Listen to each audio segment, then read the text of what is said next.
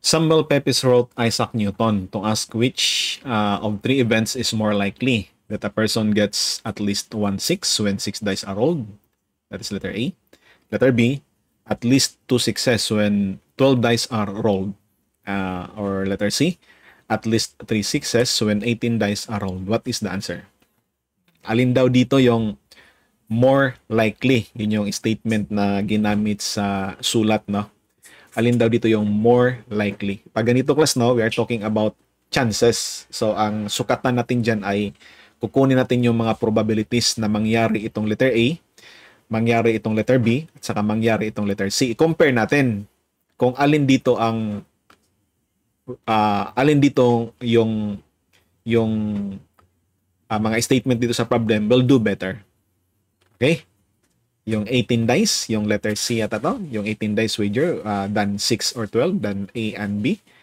Or itong 12 dice, itong letter B, 12 dice. Compared to letter A at saka letter C. At saka itong letter A naman, Pepes will do better when with 6 dice wager than 12 or 18. Letter A versus B and C. Ang pangapat sa choices ay none of the above. Alin dito kapag none of the above, wala ditong mas maganda na pantay-pantay lang yung mga tawag dito, mga probabilities. So anong gagawin natin? Kukunin natin ang probability muna sa letter A. Tingnan natin ang letter A. At least 6 when 6 dice are rolled. When we say at least 6, we are talking about pwede isa lang, pwede dalawa, or pwede silang lahat. 6 ang lalabas. Diba? At least one 6 pala. At least 1 6. When 6 dice are rolled. Pag sinabing, uulitin ko class, pag sinabing at least 1, pwede isa lang ang 6 na lalabas sa 6. Lahat yung iba ay hindi 6. Okay? Pwede dalawa ang 6 sa 6. Bali, 4 ay hindi 6s. Okay? Pwede tatlo, pwede 4, hanggang pwede 5, hanggang pwede silang lahat, mga 6s silang lahat. Yun yung at least 1 ay 6 sa 6 na dice na ni-roll. So, ang gagawin lang natin dito class no ay para hindi kasi isa-isahin mo yun eh. Isa lang ang 6 plus dalawa ang 6 plus tatlo ang 6 plus 4. Instead na ganun class, ang gagawin natin ay 100% yung kabuuan na mangyari minus walang 6 na isa. We call this class I call this negation. Ninegate lang natin. 100% minus Q, or the at least one condition. The at least one condition. Or may ibang term nito, ang term nito sa probability ay tawag dito, complementary probability. So ito yan. Ito yung at least, ito yung probability na at least 1 6 mag-occur. Ito yung kabuuan. Ito yung probability na walang 6 ni isa lalabas. Okay? So magiging 100% minus walang 6 ni isa. 6 to na dice, isa lang ang i-analyze mo. Ang probability na hindi siya 6. Alam natin class ang isang die mahulog 6 ways, di ba? 1, 2, 3, 4, 5, 6 kasi cube yan. Tapos, isa lang doon ang 6. So, ang hindi 6 pala doon ay 5. 5 out of 6. Ito yung probability na hindi 6 ang lalabas. Tapos, 6 na piraso to. So, ulit-ulitin mo to na 5 over 6, 6 na beses para sa 6 na piraso. Ito yan. Ilan to class? Ang mangyari dito, at least isa ay 6. So, calculator tayo. Ang mangyari dyan is 1 minus 5 over 6. Hindi ko napindot yung 5 over 6 raised to 6. Squared lang napindot natin. Raised to 6. Ito yung sagot. 0.665. 0.665. Pareho lang actual ito na numero kung gamitan mo class ng probability is equal to summation. X starts from 1 to 6. Okay? From 1 hanggang sa 6. Kasi 6 to class, 6 na dice pinag-usapan natin. Okay? 6 na dice. Then, ang probability na 6, ang probability na 6 ay 1 out of 6 ang outcome. X peraso to. Okay, X peraso. Ang probability na hindi 6 ang outcome ay 5 out of 6. Natural kasi 6 lang to lahat class. This will become 6 minus x. Okay? Tapos i-randomize natin. We have this, sa 6, merong x peraso na 6. Sa 6, merong x peraso na ang outcome ay 6. Ito yun. Merong x peraso na ang outcome ay 6. Yan. Calculate mo yan. Pareho lang yan class. 0.665. Na natin, we call that the binomial probability distribution. I hope ang hindi nakaka-gets dito, huwag kayong mag-jump no, sa ating mga lessons. Balikan nyo lang kasi yung ating discussion tungkol, pala to kasi kwento refresher. Naisip ko yung isa natin doon sa, meron doon sa algebra no, na review dito sa Matalino pa rin. Tungkol sa probability distribution. Pwede nyong sunggaban yon para ma-recall yung mga bagay-bagay, mga principles dito. Okay? So, pwede niyang gamitin class. So, punta tayo sa mode, hindi. Dapat sa mode 1 lang tama. Naka-mode 1 lang tayo. Tapos, apps tayo. May summation dito, number 2. Okay? Tapos, 1/6 raised to alpha x. Tapos, ano pa? 5/6. Aha. Ano nangyari? Nagiging kon kasi siya. 1/6 raised to alpha x. Alpha x tayo. Tapos, times 5/6. Kamali-mali tayo pag-input. 5/6. 5/6 raised to 6 minus x. 6 minus alpha x. Yan. Tapos, times 6. Choose x. Alpha x. Ayaw lumabas. Alpha x. Nag-close tuloy. Huwag kang mag-close dyan. Delete yan. Alpha x. Yan. As ang ating x mag-starts from 1 hanggang sa 6. Ito yan. Boom. Pareho lang. 0.665. You can do that class or you can do this mas mabilis na paraan. Yung at least one condition or we call this the complementary probability or I call it class negation. Mas gusto ko yung ininegate mo lang. Instead na ang tinanong, ito yung tinanong mismo na sinolve. Instead ang tinanong, 100% minus hindi tanong. Pwede yan. So, that is letter A. 0.665 yung sagot. How about letter B? Tingnan natin lang yung letter B. At least 2 6s when 12 dice are rolled. At least dalawa. So, kung at least dalawa, pwede 3, pwede 4, pwede hanggang sa 12. Lahat sila na 12 na ni-roll mo ay puro 6. So, ganito lang. I-negate pa rin natin class. We have this probability na mangyari yan ay 100% minus isa lang. Hindi minus hindi tanong. Kabuuan, lahat ng hindi tanong tatanggalin mo sa kabuuan. Kabuuan minus hindi tanong. Isa sa mga hindi tanong class ay yung walang 6 ni isa. Di ba? Hindi yung tanong Walang 6 ni isa. So, Q0. Isa lang ang 6. Di ba? Isa lang ang 6. Kasi at least dalawa dito Isa lang ang 6. Q1. Sa 12, isa lang ang 6. Ang matira niyan, class, ang matira niyan ay at least dalawa. At least dalawa 6s. Tinanggap mo kabuuan, ulitin ko, kabuuan, minus walang 6 na isa, minus isa lang ang 6 na lumabas doon sa 12 na ni-roll. Ang mangyari niyan, pwede, ang matira niyan, class, pwede dalawa, merong dalawang 6, or merong 3, or merong 4, hanggang silang lahat ay 6s sa 12 na dice na yan. So, ito yung solution. 100% minus walang 6 ni isa. 5 out of 6. Wala. So, silang lahat puro hindi 6. Diba? Tapos minus. Sa 12, isa lang ang 6. So, pag solve yan, sa 12, isa lang ang 6.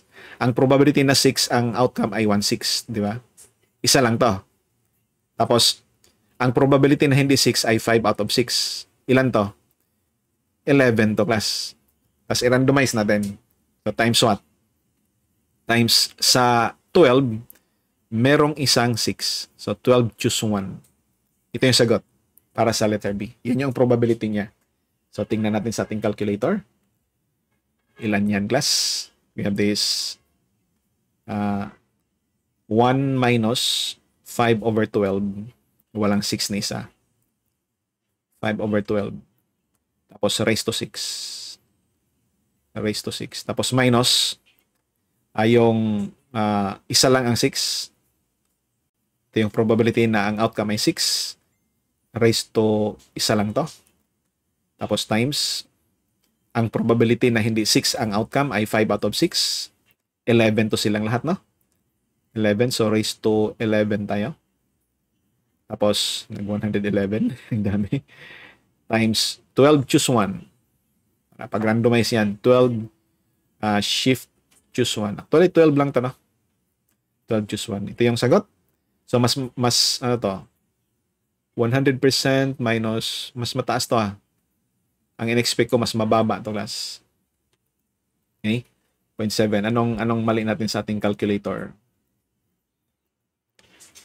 5 out of 6 raised to ito yon kasi hindi 5 out of 6 to, 5 out of 12 nalagay dyan. Yun yung mali. 5 out of 6 raised to 12, not 5 out of 12 raised to 6. Nabaligtad. Nagkapalit sila.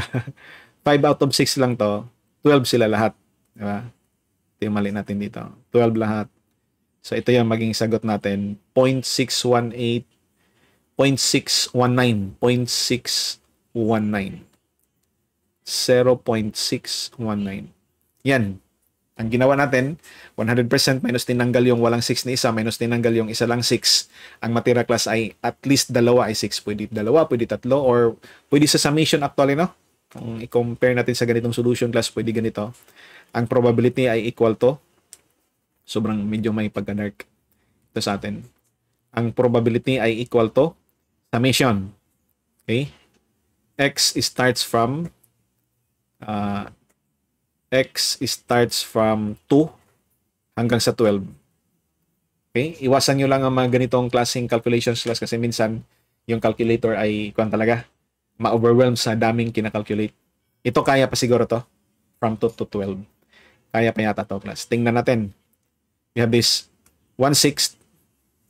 Ito yung probability na ang outcome ay 6 sa pag-roll mo ng isang die ay X peraso to. Tapos 5 out of 6, ito naman yung probability na ang outcome ay hindi 6 sa pag-roll mo ng isang die. Ilang piraso to? 12 minus X piraso.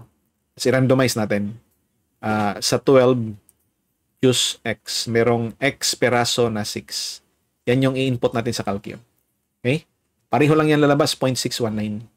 Tingnan natin ha kung talagang totoo yung claim natin sa pag-calcio na yan. Tingnan natin. Mode 1 pa rin tayo. Summation. Nandito sa apps. Summation number 2. We have this 1/6. 1/6 raised to alpha x tayo. Tapos times 5 out of 6 raised to uli 12 minus x tayo. 12 minus x alpha x yan. Tapos times uli 12 choose x. 12 choose alpha x. So ito yan. Limits natin ay from 2, at least 2 kasi tayo, hanggang sa 12. Kita natin, pareho lang yan ang numero. Tagal-tagal lang, 618. 0.61866. So 0.619 pa rin. Okay? Kita nyo na. Pareho lang sila ng outcome. You can do this dilaw na solution. Okay? Dilaw na portion ng ating solution, or you can do this one. How about letter C? Ano yung magiging probability nito? Letter C. Ang probability niyan ay at least, ang sinabi dito, at least 3 success when 18 dice are rolled. So marami na, at least 3 success. Ang gagawin natin, class, no, ay i-calculate natin 100% minus tanggalin natin yung walang 6 ni isa. Walang 6 ni isa. Tanggalin rin natin yung isa lang ang 6. Tanggalin rin natin yung dalawa ang 6s. Ang matira niyan, at least 3, 6. Ito ha, kasi sa kabuuan, tinanggal mo yung mga hindi tanong. Natural, Ang tanong kasi dito ay at least tatlo are 6s. So, ang hindi tanong yung walang 6 ni isa. Isa lang ang 6 at saka dalawa ang 6, di ba? Yun yung magiging tatanggalin mo. Yun yung mga hindi tanong. So, ang matira nun class, ang tanong na lang na at least tatlo. Tatlo or more ang 6s. So, ito yung ating solution ngayon. 100%. Minus, walang 6 ni isa sa 18. So, ang probability na hindi 6 ay 5 out of 6. 18 to silang lahat. Minus, isa lang ang 6. So, pareho lang nito na flow kanina. Pero 18 lang lahat to class. So, magiging 1 over 6. Isa lang ang 6. Ano to? Dalawa. Isa lang. Isa lang ang 6. Tapos, 5 out of 6. Ilan to? Take note na 18 to sila lahat. 17 na lang to kasi 18 to sila lahat. Meron na isa dito. Tapos, sa 18, merong isang 6. So, 18 choose 1. Minus, exactly dalawa ay 6s sa pag-roll mo. Exactly dalawa ay 6s. Ang mangyari dyan ay 1/6. Dalawa na to. Exactly dalawa na. Tapos, 5 out of 6. Kasi 18 to sila lahat class. Ibig sabihin, 16 na lang to. Di ba? Yung hindi 6. Tapos, tawag dito, i-randomize. We have this 18. Sa 18, merong dalawang hindi 6s. 18 choose 2. Or merong dalawang 6s. 18 choose 2. Yun. Yun ang ating result. Ilan to class? Ano ang probability na ganito? I-calculate natin. Tingnan natin class. Mode 1 pa rin tayo. We have this 1 minus ilan to? 5 out of 6. 5 out of 6, 18 to lahat. Raised to 18. Tapos minus uli 1 out of 6. Isa lang to. Kahit wala na yung raised to, no? Times 5 out of 6. 5 out of 6. 17 to lahat. So raised to 17 tayo. Tapos randomize times 18 choose 1. Actually 18 lang to class. Nandito na. Minus uli dito tayo. Itong portion dito. 1/6. Okay? 1/6. Dalawang piraso na to. So erase to 2 natin to class. Raise to 2. Tapos minus times 5 out of 6. 5 out of 6 raised to raised to 16. Tapos, times 18 choose 2. 18 choose 2. Yan. Yan yung sagot natin. 0.597. 0.597. 0.597. Actually, dito no, pwede mo rin gamitan ng summation tulad ng ginawa natin kanina. We can use this solution. We have this probability is equal to the summation. Okay? X starts from 3 hanggang sa 18. Ganyan kadami yung ika-calculate ng calcio ngayon. We have this 1/6 X na piraso. Tapos 5 out of 6. Take note na 18 na to lahat. So 18 minus X na to. Okay? Times 18 choose X. 18 choose X. Parang yung 1 dito na tabunan. 18 choose X. Ito yan. Yun yung ika-calculate natin class kung gamitan natin ng summation. Tingnan natin class kung ano mangyayari kung summation yung ating gagamitin. Sa calculator tayo. Okay? Palitan ko lang to ng kulay kasi mag-compatible naman siya. Ito lang siguro palitan ko ng kulay dito. Pareho na kasi. We have this X starts from 3 to 18. Kaya pa yata ito ng calculus. Okay. We have this ups, tapos summation, number 2. 1/6. Diba? 1/6. Tapos raise to alpha x. Tapos 5/6. 5/6 raised to 18 minus x. 18 minus alpha x. Sunod, times 18 Choose. Choose alpha x. Alpha x, ito yan. Choose alpha x. X starts from 3 hanggang sa 18. So, matagal-tagal to na pag-process ng konti. Ang tsadadang, boom. May, hindi pa rin masama ang kanya. 0.597 ang performance ng calc na to. 0.597. Nakuha natin. So, alin daw dito ang more likely? Yun yung tanong eh. O, na-calculate na natin yung mga probabilities. I-interpret na natin last. Alin dito ang more likely? Natural, ang more likely dito yung mataas ang chance na mangyari. Ibig sabihin, yung mataas ang probability. So, among the three class, ang mataas dito ay yung letter A. Itong letter A. 0.665. Ito 0.619 na lang. Ito 0.597 na lang. So, ang more likely dito class ay letter A. Ano to? Itong 6 dice ang more likely dito. Itong 6 dice ay better than 12 and 18. Than 12 and 18. So, ang ibig sabihin class, ang sagot natin ay letter C. Yun yung sagot natin. Ayos.